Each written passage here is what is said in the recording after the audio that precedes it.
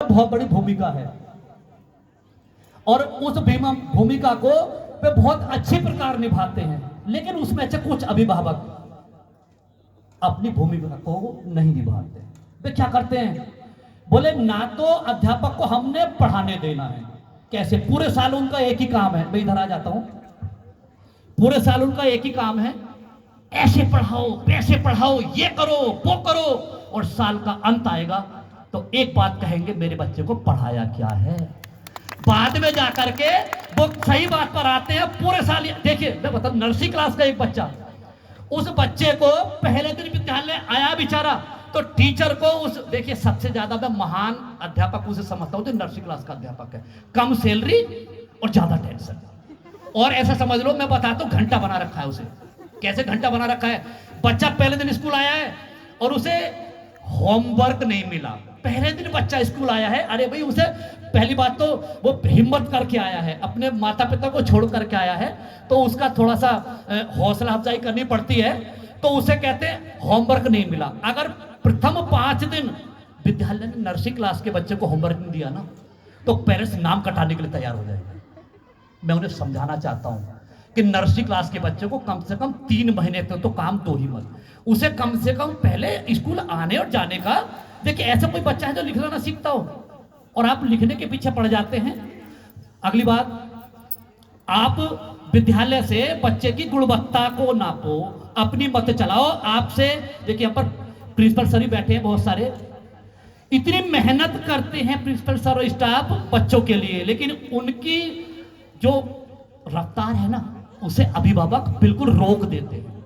बोले ऐसा नहीं, ऐसा करो। अगली बात, आजकल एक बहुत बड़ा अच्छा ट्रेंड चल रहा है, सभी प्रबंधक महोदय मुझसे ये पूछते हैं, सर बाकी सब कुछ ठीक है, एक ही प्रॉब्लम है सर, फीस नहीं आ रही है। अब ये जो फीस वाला मैटर है, तो देखिए मैं प्रबंधक महोदय की तरफ से थोड़ा सा, मैं भी एक प्रबंधक हूं, एक थोड़ा सा कुछ कहना चाहूंगा। एक बच्चे का एडमिशन हुआ, अभिभावक ने एडमिशन कराया, अब अपने पैरों पर वो कुल्हाड़ी खुद मारते हैं अभिभावक। पूरे साल प्रबंधक को एक ही टेंशन है, फीस फीस फीस फीस। अब कहां से प्रोग्रेस की बात करें? तो अभिभावकों से मेरा यह कहना है कि देखिए, सबसे अच्छे स्कूल हैं हमारे सरकारी स्कूल। अब आप कहोगे अच्छे क्यों हैं? मैं रियलिटी बता रहा हूं आपको। मैं सबसे अच्छी व्यवस्था, क्योंकि किसी भी विद्यालय में कुछ ही विद्यालय सरकारी स्कूल के समकक्ष होंगे, वहां पर एक अध्यापक का सिलेक्शन कैसे होता है पता है? अब आप देख लो कैसे कैसे कितनी मेहनत करने पर के टीजीटी पीजीटी ये पास करो वो पास करो, तब जा करके वो अध्यापक की श्रेणी में आते हैं। तो वहां पर जो अध्यापक हैं वो वेल ट्रेंड हैं, और जो प्राइवेट स्कूल से वहां पर तो अध्यापक वेल ट्रेंड भी नहीं है होता। मैं तो सत्यता की बात बताऊंगा, आज में मौका मिला है मुझे, ज्यादा समय नहीं लूंगा मैं। एक बहन ने ग्रेजुएशन करना प्रारंभ किया, विद्यालय वाले ने बोले आजा बहन आजा पढ़ा ले। उसने पढ़ाना प्रारंभ कर दिया, उसे एबीसीडी नहीं पता पढ़ाने की, गुणवत्ता कहां से आए? ठीक है। अगली बात, मैं शिक्षा की पोल खोलूंगा, क्योंकि पिछले 8 साल से 5000 से ज्यादा स्कूल विजिट किए हैं, 8 से लेकर 10 जिलों में। मेरे घर से जो रेडियस है 200 किलोमीटर की रेडियस के जितने भी जिले हैं, वहां में जाकर के बहुत सारे प्रबंधक महोदय जी मुझे जानते होंगे, तो वहां जाकर के मैंने समस्याओं को जाना है।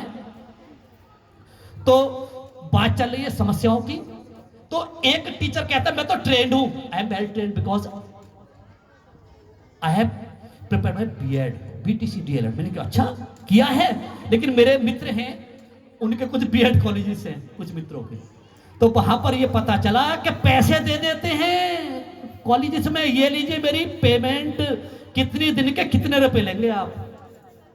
बहुत दुख है मुझे कि एक शिक्षक, गवर्नमेंट ने क्या किया, ये कोर्सेस बनाए, बोले वहां पर शिक्षक सीख करके आएगा, लेकिन पैसा चला गया, अटेंडेंस लग गई, और किताबी ज्ञान लेकर के वो उन्होंने अपनी परीक्षा पास कर ली, और जाकर के प्रबंधक जी के सामने एक डिग्री रख दी कि मैं तो जी ये जो डिग्री डीएल बीएड ये सारा मेरे पास में है। और जब वो कक्षा में पढ़ाने जाता है, क्लास कंट्रोल नहीं कर पाता, और क्लास कंट्रोल नहीं कर पाता, सबसे बड़ा दुख, एक बच्चा कक्षा 5 पास कर गया, मेरा मर्म समझिए मैं क्या कहना चाह रहा हूं, जो मुझे दिखाई देता है आसपास के विद्यालयों में। एक बच्चे ने कक्षा 5 पास कर ली, अब हमने उसके ज्ञान को परखा। प्रिंसिपल सर हैं, टीचर्स भी हैं, वो देख रहे होंगे कक्षा तीसरी क्लास में, चौथी क्लास में, 5वीं क्लास में ऐसे ऐसे बच्चे बैठे हुए होते हैं जिनसे पढ़ना नहीं आता, और हम क्या खेल रहे हैं, FA1 FA2 FA3 FA4 FA5 annual exam. हम ये परीक्षाओं का खेल खेल रहे हैं, और उस क्लास में लगभग 10 से लेकर के 8 बच्चे ऐसे बैठे होते हैं जिस बच्चे को बेचारे से पढ़ना नहीं आता। उसकी रिक्वायरमेंट है कि उसे पढ़ना सिखाया जाए, और कंप्लेन क्या आती है, एक्सक्यूज क्या आते हैं, बोले दूसरे स्कूल से आया जी। अबे दूसरे स्कूल में आया है तो वहां पर किसी कोई राक्षस पढ़ाने आया है? वहां भी तो अध्यापक ही थे, वहां भी तो हम ही थे। तो हमें क्या करना है, अभिभावकों को भी समझना होगा, अध्यापकों को भी समझना होगा, प्रबंधक को भी समझना होगा। और जो फीस वाला मैटर वो लेकर के चला था, ज्यादा लंबी बात को नहीं खींचूंगा मैं, जो फीस वाला लेकर के मैटर चला था, तो मैं ये कहता कि शिक्षा में जो हमारे सरकारी स्कूल है बहुत अच्छे हैं। अगर आपकी जो आर्थिक स्थिति है, अभिभावकों से मेरा कहना है, तो आप सरकारी स्कूल में एडमिशन कराइए, बहुत अच्छे स्कूल हैं, बहुत अच्छे वहां पर टीचर्स हैं। अगर आपकी कुछ जो स्थिति है, आर्थिक स्थिति सुधरती है, तो मैं बताता हूं आपको, 150 रुपए वाले भी स्कूल भी चल रहे हैं प्राइवेट, जो बेचारे 150 रुपए फीस लेकर के स्कूल चला रहे हैं। वो भी यही रहे हैं सर, 150 रुपए भी नहीं आ रहे हैं, पेरेंट्स में भी 150 रुपए जमा नहीं कर पा रहे हैं। तो मैं कहता हूं कि भाई आपकी, अगर आपके पास पैसा नहीं है, सरकारी स्कूल में पढ़ाइए, लेकिन पढ़ाई के मार्ग में बाधक मत बनिए।